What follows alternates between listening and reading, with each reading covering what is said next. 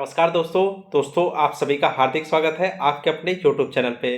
दोस्तों आज हम बात कर रहे हैं यूपी ट्रिपल एससी वीडियो के महत्वपूर्ण प्रश्नोत्तरी की। दोस्तों आज का हमारा टॉपिक है सामान्य हिंदी। तो बिना किसी देरी के स्टार्ट करते हैं क्वेश्चन नंबर 1 से। क्वेश्चन नंबर 1, निम्नलिखित में से कौन सा हिंदी का काल विभाजन नहीं है? तो दोस्तों हिंदी का काल विभाजन कौन नहीं है हिंदी साहित्य का? देखिए हिंदी साहित्य को आधुनिक काल में भी बांटा गया है, भक्ति काल में भी बांटा गया है और रीति काल में भी बांटा गया है, जबकि संयुक्त काल में नहीं बांटा गया है। तो आंसर क्या हो जाएगा? ऑप्शन संख्या डी, संयुक्त काल हिंदी साहित्य का काल विभाजन नहीं है। अगले क्वेश्चन की बात करते हैं, क्वेश्चन संख्या 2, अमीर खुसरो का वास्तविक नाम क्या था? तो दोस्तों अमीर खुसरो का वास्तविक नाम था अबुल हसन। आंसर क्या हो जाएगा? ऑप्शन संख्या सी।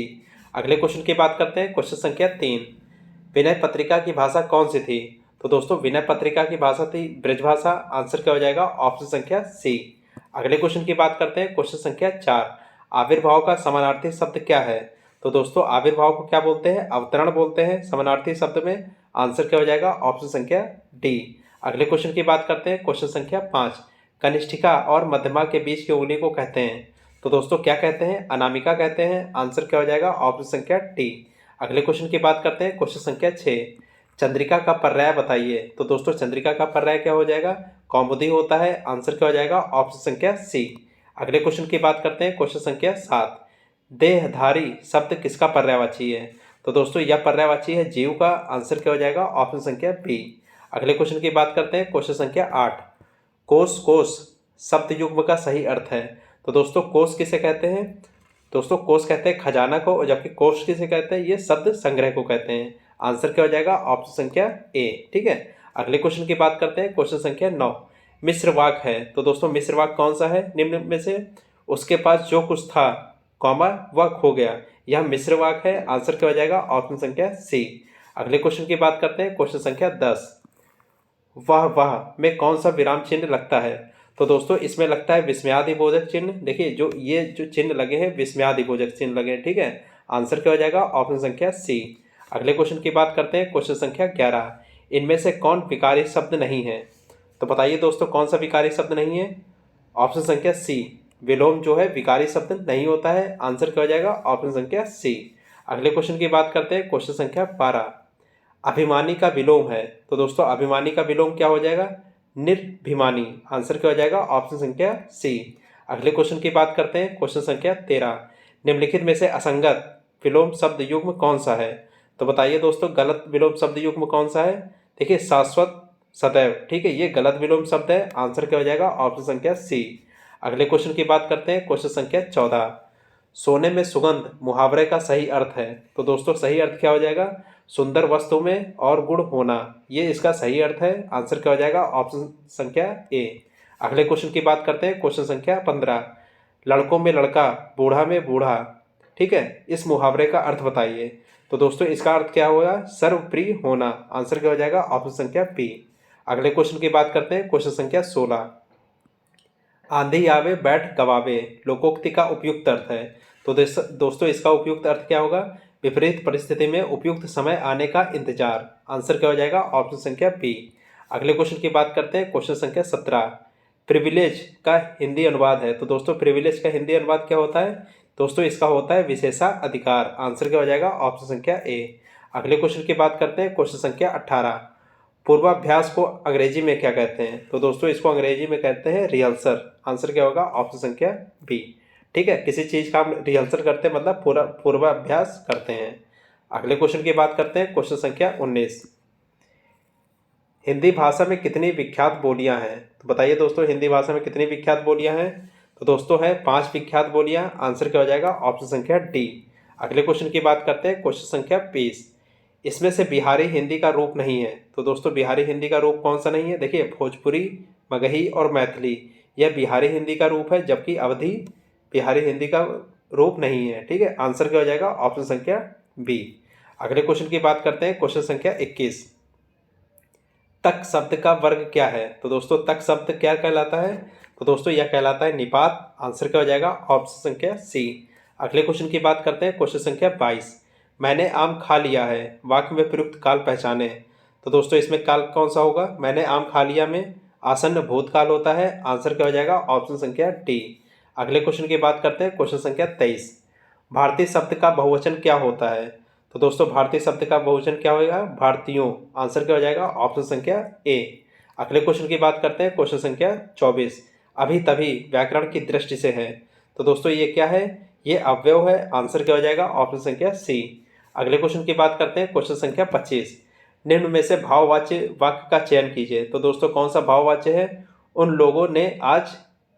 लोगों से आज खेला नहीं जाता। दोस्तों ये भाववाच्य वाक्य है। आंसर क्या हो जाएगा? ऑप्शन संख्या डी। अगले क्वेश्चन की बात करते हैं, क्वेश्चन संख्या 26। आचार्य का पुल्लिंग शब्द होता है। तो दोस्तों आचार्य का पुल्लिंग शब्द क्या होता है? आचार्य। आंसर क्या हो जाएगा? ऑप्शन संख्या बी। अगले क्वेश्चन की बात करते हैं, क्वेश्चन संख्या 27। संज्ञा के जिस रूप से स्त्री जाति का बोध होता है उसमें कौन सा लिंग होता है? तो दोस्तों उसमें स्त्रीलिंग होता है। आंसर क्या हो जाएगा? ऑप्शन संख्या बी। ठीक है, इसमें स्त्रीत्व का बोध होता है। अगले क्वेश्चन की बात करते हैं, क्वेश्चन संख्या 28। आपादान कारक किस वाक्य में है? तो दोस्तों किस वाक्य में आपादान कारक है? वृक्ष से पत्ते गिरते हैं, ठीक है, अलग हो रहे हैं, तो इसमें आपादान कारक है। आंसर क्या हो जाएगा? ऑप्शन संख्या ए। अगले क्वेश्चन की बात करते हैं, क्वेश्चन संख्या 29। 8 बड़े चोर पकड़े गए थे, पुलिस की लापरवाही से आधे चोर भाग गए। वाक्य में किस शब्दों का विशेष संबंध नहीं है? तो बताइए दोस्तों किन शब्दों का नहीं है? पुलिस की लापरवाही। आंसर क्या हो जाएगा? ऑप्शन संख्या सी। अगले क्वेश्चन की बात करते हैं, क्वेश्चन संख्या 30। पशुता शब्द उदाहरण है। तो दोस्तों किसका उदाहरण है ये दोस्तों उदाहरण है भाववाचक संज्ञा का। आंसर क्या हो जाएगा? ऑप्शन संख्या सी। अगले क्वेश्चन की बात करते हैं, क्वेश्चन संख्या 31। कतिपय हिंदी व्याकरणों द्वारा संज्ञा प्रतिनिधि शब्द का प्रयोग किसके लिए किया जाता है? तो दोस्तों यह किया जाता है सर्वनाम के लिए। आंसर क्या हो जाएगा? ऑप्शन संख्या डी। अगले क्वेश्चन की बात करते हैं, क्वेश्चन संख्या 32। निम्नलिखित वाक्यों में से अकर्मक क्रियार्थक शब्द क्या है? तो बताइए दोस्तों अकर्मक क्रियार्थक वाक्य कौन सा है? तो दोस्तों बूंद बूंद से घड़ा भरा जाता है। आंसर क्या हो जाएगा? ऑप्शन संख्या ए। ठीक है, ये क्या है? अकर्मक क्रियात्मक वाक्य। अगले क्वेश्चन की बात करते हैं, क्वेश्चन संख्या 33। लाखों लोगों ने इसे महसूस किया, वाक्य में विशेषण है। तो दोस्तों कौन सा विशेषण है? बताइए इसमें क्या विशेषण है? लाखों क्या है? विशेषता बता रहा है। आंसर क्या हो जाएगा? ऑप्शन संख्या सी। ठीक है, जो लाखों है ये विशेषण है। अगले क्वेश्चन की बात करते हैं, क्वेश्चन संख्या 34। इनमें से कौन सा ऋण शब्द भेद है? तो बताइए दोस्तों कौन सा ऋण शब्द भेद है? दोस्तों दवा। ठीक है, ये शब्द ऋण है। आंसर क्या हो जाएगा? ऑप्शन संख्या ए। अगले क्वेश्चन की बात करते हैं, क्वेश्चन संख्या 35। निम्नलिखित में से तत्सम शब्द है। तो बताइए दोस्तों तत्सम शब्द कौन सा हो जाएगा? ये दोस्तों हो जाता है दिन। दिन क्या है? तत्सम शब्द है। आंसर क्या हो जाएगा? ऑप्शन संख्या डी। अगले क्वेश्चन की बात करते हैं, क्वेश्चन संख्या 36। इनमें से कौन सा शब्द तत्सम नहीं है? तो बताइए दोस्तों कौन सा शब्द तत्सम नहीं है? दोस्तों जो मोती शब्द है ये तत्सम नहीं है। आंसर क्या हो जाएगा? ऑप्शन संख्या डी। अगले क्वेश्चन की बात करते हैं, क्वेश्चन संख्या 37। कहावत शब्द में प्रयुक्त प्रत्यय है। तो दोस्तों कौन सा प्रत्यय है? आवत। प्रत्यय क्या होता है? जो शब्द के अंत में लगते हैं, ठीक है, वो प्रत्यय कहलाते हैं। तो दोस्तों इसमें कौन सा प्रत्यय है? आवत प्रत्यय है। आंसर क्या हो जाएगा? ऑप्शन संख्या डी। अगले क्वेश्चन की बात करते हैं, क्वेश्चन संख्या 38।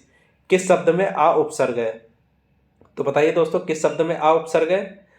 अभाव में। ठीक है, अभाव में आ उपसर्ग है। उपसर्ग क्या होता है? जो शब्द के पहले लगता है। ठीक है, तो किस में आ उपसर्ग है? अभाव में है। आंसर क्या हो जाएगा? ऑप्शन संख्या सी। अगले क्वेश्चन की बात करते हैं, क्वेश्चन संख्या 39।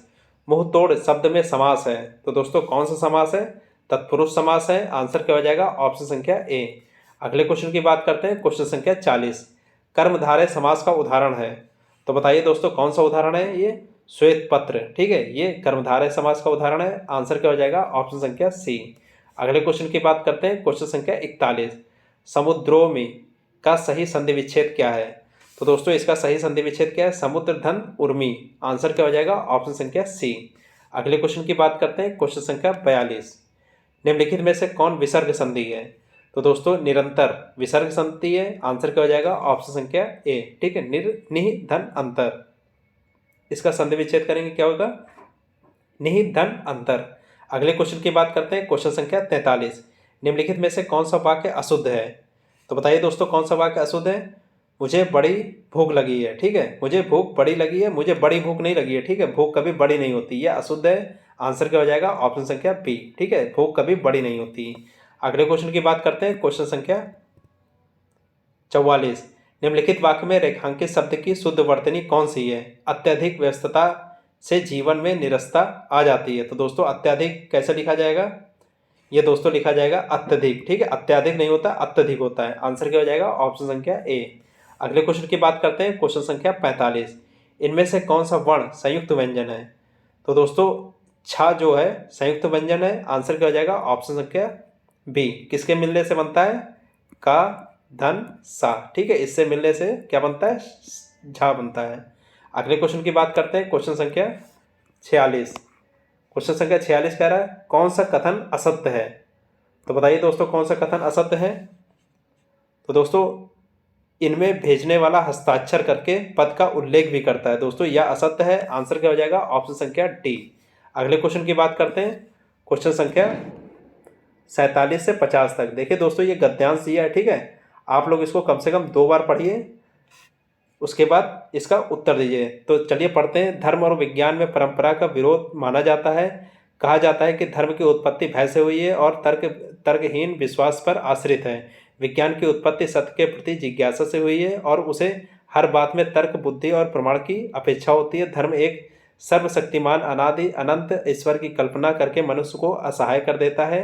विज्ञान ईश्वर जैसी किसी बाह्य संस्था को स्वीकार नहीं करता। धर्म मनुष्य को अत्याधुनिक बनाता है। विज्ञान का विकास विशुद्ध भौतिकवादी होने में से है। परलोक में स्वर्ग का आकर्षण और नरक में भय उत्पन्न करके धर्म मनुष्य से नाना प्रकार के अंधविश्वासों का पूर्ण कृत्य कराता है। विज्ञान ना परलोक में विश्वासी करता है और ना ही स्वर्ग या नरक में। इतने सब विरोधी कथनों के बावजूद धर्म और विज्ञान का गहरा संबंध होता है। धर्म और विज्ञान एक ही सिक्के के दो पहलू है। दोनों का लक्ष्य सत्य के रूप में उद्घटित करना है। हाँ, दोनों की प्रणालियाँ अलग अलग हैं। यदि सर्वेक्षण किया जाए तो मानव जाति पर आज धर्म के बदले विज्ञान का प्रभुत्व फैला हुआ है। तो दोस्तों क्वेश्चन नंबर 47 क्या कह रहा है? देखिए अभी आपने गद्यांश पढ़ा, तो गद्यांश पढ़ के इसका आंसर देना है। क्वेश्चन नंबर 47 क्या कह रहा है? लेखक के अनुसार विज्ञान किस पर आश्रित है? तो देखिए दोस्तों किस पर आश्रित है? प्रमाण पर आश्रित होता है। आंसर क्या हो जाएगा? ऑप्शन संख्या बी। अगले क्वेश्चन की बात करते हैं, क्वेश्चन संख्या 48। विज्ञान और धर्म दोनों का अंतिम लक्ष्य क्या होता है? तो दोस्तों दोनों का अंतिम लक्ष्य होता है सत्य की खोज करना। आंसर क्या हो जाएगा? ऑप्शन संख्या डी, ठीक है, ये गद्यांश में दिया गया था। अगले क्वेश्चन की बात करते हैं, क्वेश्चन संख्या 49। मनुष्य अंधविश्वासी कैसे बनता है? तो दोस्तों कैसे बनता है? इन तीनों कारणों से। कौन से तीनों कारणों से? स्वयं को असहाय मानकर, स्वर्ग के आकर्षण से, नरक के भय से, तीनों से बनता है। आंसर क्या हो जाएगा? ऑप्शन संख्या डी। अगले और अंतिम क्वेश्चन की बात करते हैं, क्वेश्चन संख्या 50। विज्ञान किस पर विश्वास करता है? तो दोस्तों किस पर विश्वास करता है? सत्य पर विश्वास करता है। आंसर क्या हो जाएगा? ऑप्शन संख्या बी, ठीक है, विज्ञान सत्य पर विश्वास करता है। दोस्तों अगर आपने चैनल को सब्सक्राइब नहीं किया है तो चैनल को सब्सक्राइब कर लीजिए तथा वीडियो का लिंक सभी को शेयर कर दीजिए। तब तक के लिए दोस्तों धन्यवाद।